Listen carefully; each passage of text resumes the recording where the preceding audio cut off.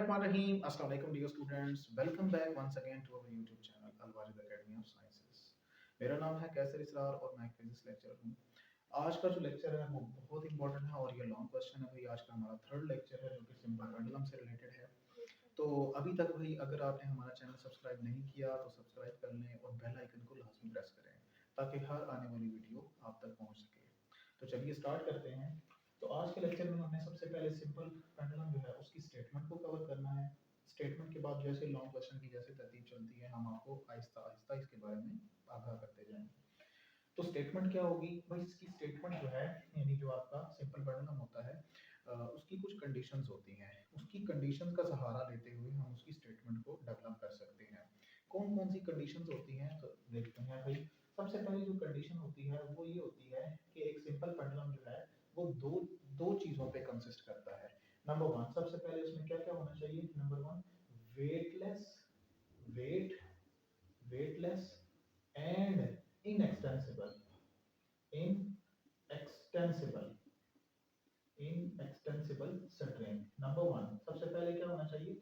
Weightless और inextensible string होना चाहिए, यानी कि जो रस्सी या जो धागा आप इस्तेमाल कर रहे हैं एक तो वो वेटलेस होना चाहिए सिंपल पेंडुलम यानी आइडियल सिंपल पेंडुलम के लिए। दूसरी चीज़ वो इनएक्सटेंसिबल होनी चाहिए। इनएक्सटेंसिबल का मतलब होता है कि उसको उसके नीचे अगर एक हैवी मैस को बांध दिया जाए तो फिर उसकी लंबाई में इजाफा नहीं होना चाहिए आइडियल सिंपल पेंडुलम के लिए। दूसरी कंडीशन क्या होती है? दूसरी कंडीशन हमने अभी बोल कर बताई थी है आपको कि उसके अंदर हैवी मैस होना चाहिए।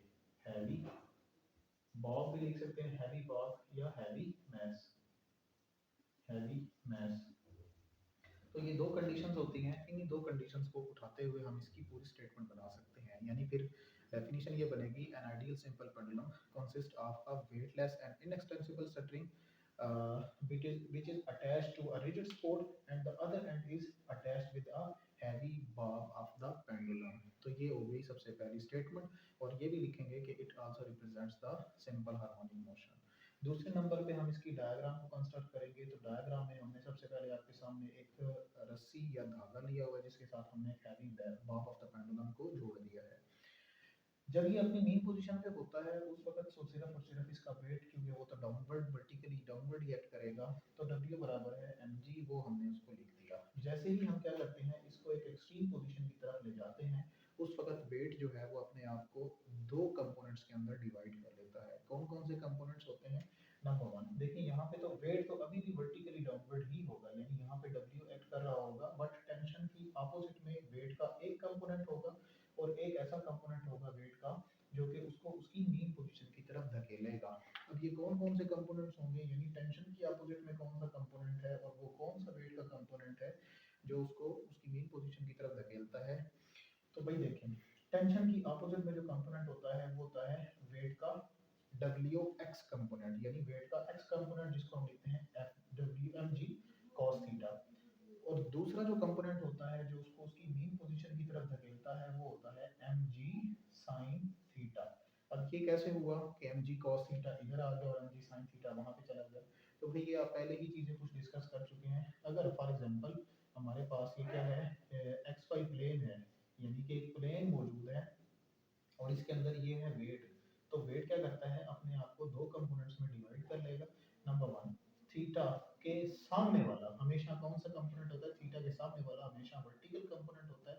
अगर वेट का कंपोनेंट ये वर्टिकल हुआ तो ये बनेगा डब्ल्यू वाई, और डब्ल्यू वाई को लिखा जाता है एम जी साइन थीटा से।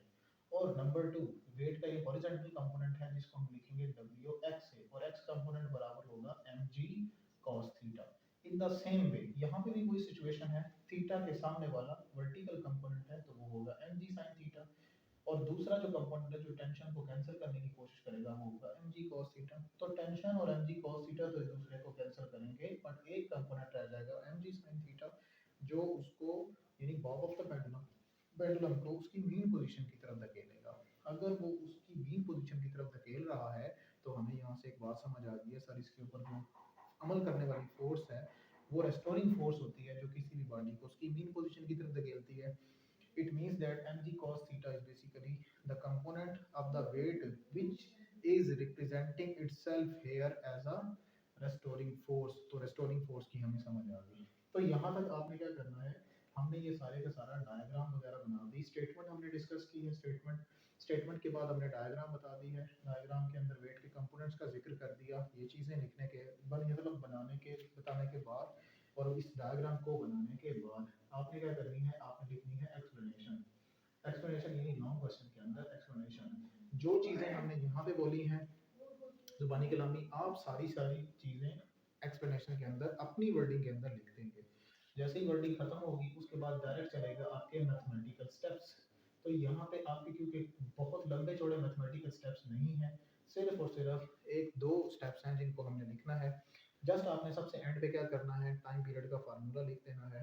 मजीद अगर करना चाहते हैं यहाँ पे तो आप लिखेंगे here is the force acting upon the bob of the pendulum which acts as a restoring force and which is the component of the weight which is equals to mg sin theta। And इसको equation number 1 का नाम दे देना है। दूसरी force हमें पता है वो किसके मुताबिक होती है, according to Newton's second law, according to Newton's second law of motion. ठीक, मैं कंप्लीट नहीं लिखा, आप लिख लीजिएगा। वो क्या बनेगी, F is equal to M A, this is equation number 2। दोनों को कर लेंगे कंपेयर, तो यहाँ पे आप लिखेंगे comparing 1 and 2, comparing equation number 1 and equation number 2। जैसे ही दोनों को कंपेयर करेंगे तो यहाँ पे बनेगा M A becomes equal to M G multiplied by sine theta, और यहाँ से एम से cancel, it means that acceleration आ जाएगा G multiplied by sine theta for very small value of theta, for very small value of theta sin theta is nearly equal to theta. तो ये बन जाता है acceleration is equal to G multiplied by theta, और इसके साथ छोटी सी एक आता है नेगेटिव का साइन।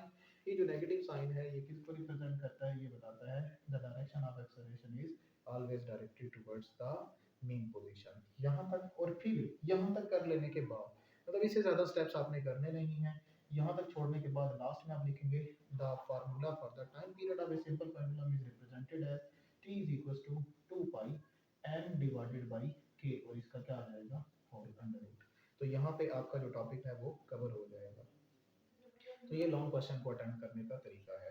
इंशाल्लाह नेक्स्ट लेक्चर के अंदर हम एक और इम्पोर्टेंट जो टॉपिक होगा हम उसको डिस्कस करेंगे, यानी इसके अलावा अगर कोई लॉन्ग क्वेश्चन आ सकता है तो वो कौन सा हो सकता है, इंशाल्लाह नेक्स्ट लेक्चर में हम डिस्कस करेंगे।